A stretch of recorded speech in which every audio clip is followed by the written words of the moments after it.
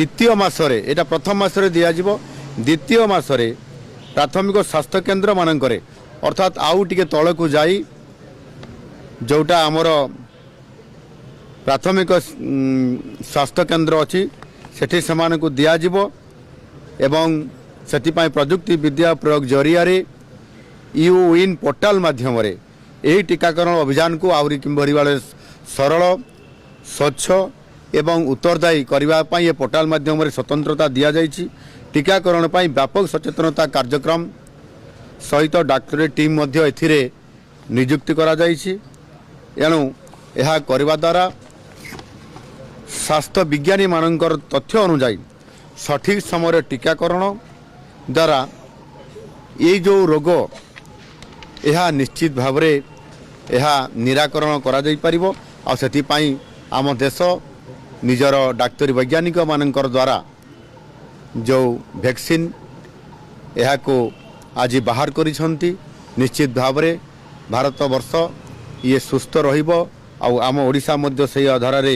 ये सुस्थ रहिबा पई ये व्यापक कार्यक्रम हाथ को नहीं छंती। यह सहित आज मध्य आमे जो ओडिशा रे गत किछि दिन पूर्वरु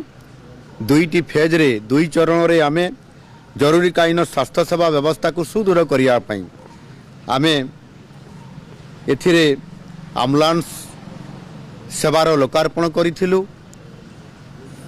एवं आज मध्य सेही भली भाबरे जो प्रथम एवं द्वितीय फेज रे ताहा आमे देई सारिछु। यह संपूर्ण भाव में आम राज्यर निजस्व पांठिरु आमे ताकू प्रदान करिसंती एवं ये एम्बुलेंस गुड़िक राज्यर विभिन्न स्थान में जरूरीकालीन सेवा निश्चित भाव में पहुँचेबा द्वारा जो जटिल बा क्रिटिकल रोगी जो माने अछंती जो मानकर पई एम्बुलेंस रो आवश्यकता अछि जो मान को तळ हॉस्पिटल रु ऊपर हॉस्पिटल को जिबार कम समय भितर चिकित्सा देवार आवश्यकता अछि ताकू पूरण करिबा पई नुआ एम्बुलेंस सेवा एवं सेथिपाई पर्याप्त एम्बुलेंस सेवा आमे जोगे देवा फल निश्चित भाव में ओडिशार रोगी मानकू ये क्षेत्र में इमरजेंसी सेवा जोगे देवा क्षेत्र में